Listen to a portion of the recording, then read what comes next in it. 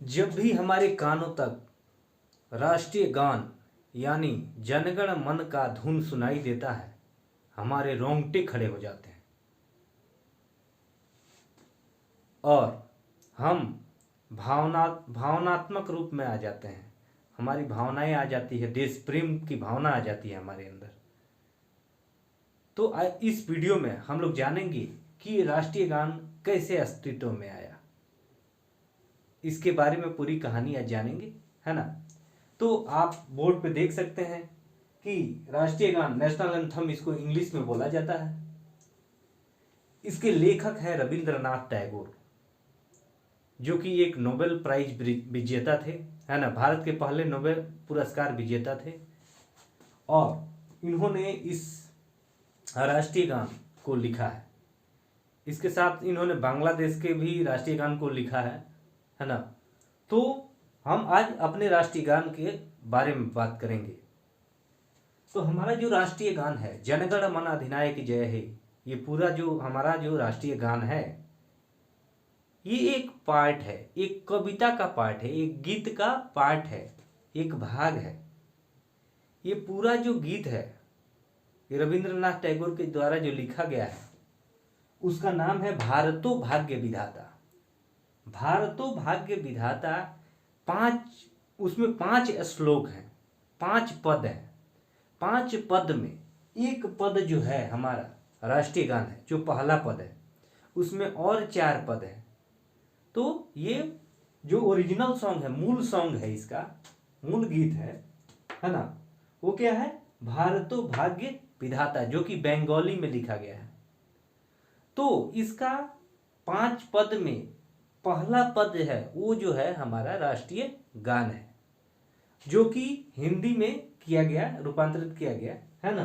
लेकिन ये original song किसमें है? बांग्ला भाषा में है, बंगाली में है। ठीक है, ये मूल गीत है। ठीक है, फिर है कि ये पहली बार कब गाया गया, राष्ट्रीय गान पहली बार कब गाया गया।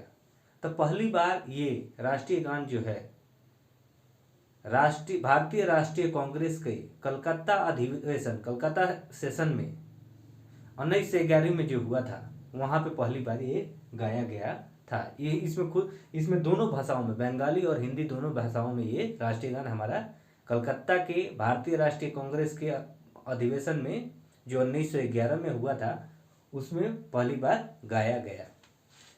अब ये कब हमारा राष्ट्रीय गान बना?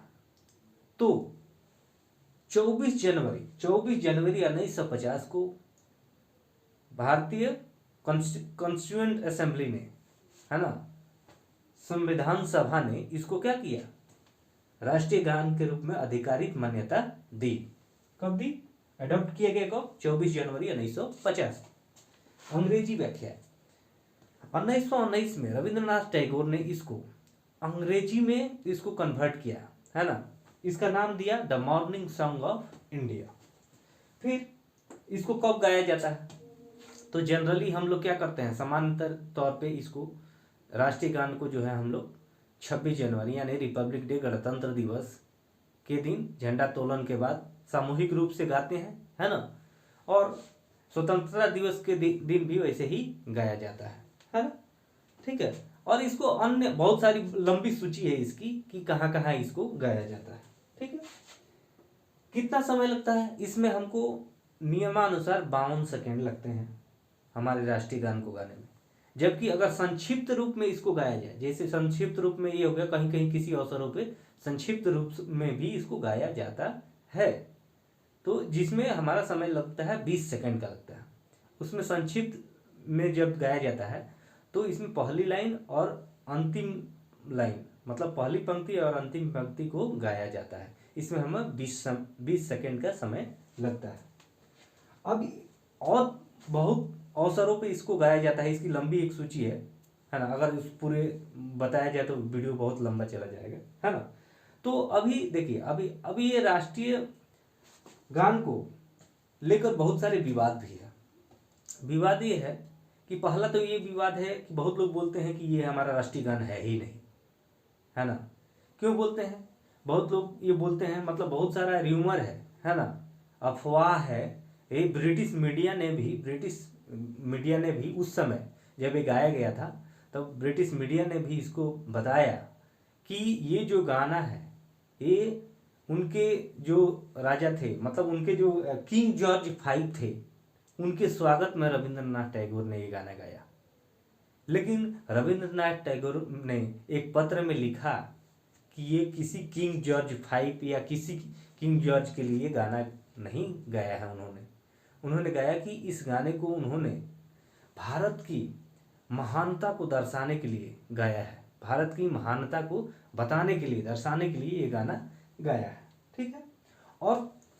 और कुछ विवाद है इस पे, जो जिसमें कि केरला के एक स्कूल में 3 बच्चों को स्कूल ने निष्कासित कर दिया। क्यों कर दिया?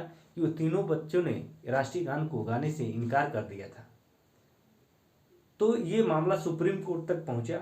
तो सुप्रीम कोर्ट ने फैसला सुनाया कि अगर कोई व्यक्ति राष्ट्रीय गान का सम्मान करता है ना, तो वो अगर नहीं गा रहा है, राष्ट्रीय सम्मान करता है लेकिन नहीं गा रहा है, इसका मतलब ये नहीं कि उसको हम दंडित करें, है ना, मतलब उसको अपमानित नहीं कर रहा है राष्ट्रीय गान को। मतलब क्या होता था कि स्कूल में, कोई केरला का स्कूल था, उसमें बच्चे राष्ट्रीय गान नहीं गाते थे, तो स्कूल ने इसको निष्कासित कर दिया। लेकिन वो अपना, जैसे होता है राष्ट्रीय गान कैसे होता है, सब लोग सावधानी पूर्वक खड़ा हो जाते हैं, तो उसमें वो लोग खड़े हो जाते थे, रेस्पेक्ट देते थे राष्ट्रीय गान को, बट वो गाते नहीं थे। तो सुप्रीम कोर्ट, सर्वोच्च न्यायालय ने इस पर फैसला किया कि इसको जबरदस्ती किसी को नहीं बोला जा सकता है कि तुम गाओ, है ना। ठीक है, तो आगे बढ़ते हैं। ठीक है, तो ये विवाद है। अब राष्ट्रीय गान जब भी होता है तो हमारा कर्तव्य है, सबका कर्तव्य है कि सावधानी पूर्वक खड़ा होके, है ना, और उसको मतलब सही रेस्पेक्ट देते हैं हम लोग अपने राष्ट्रीय गान को। ठीक है, तो ये सारी बातें हैं हमारे राष्ट्रीय गान के बारे में, है ना। अब इसमें आपसे एक क्वेश्चन है कि मैं पूछूं कि अगर, मेरा क्वेश्चन ये है कि राष्ट्रीय गान में जय है, क्या जय है, राष्ट्रीय गान में जय है, ये कितनी बार आता है? तो आप कमेंट में इसका आंसर दें, उत्तर दें कि राष्ट्रीय गान में जय है कितनी बार आता है।